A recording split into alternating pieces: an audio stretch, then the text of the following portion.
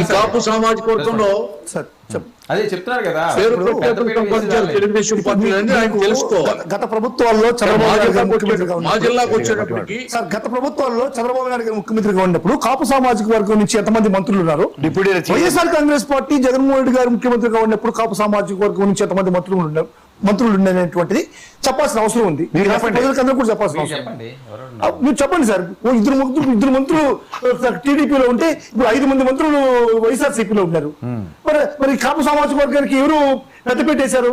చంద్రబాబు గారికి ఇప్పుడు పవన్ కళ్యాణ్ గారికి డిప్యూటీ సీఎంలు ఇచ్చారు. అది కూడా ఈ రోజు కాపుకి ఒక డిప్యూటీ సీఎం ఇచ్చారు సార్.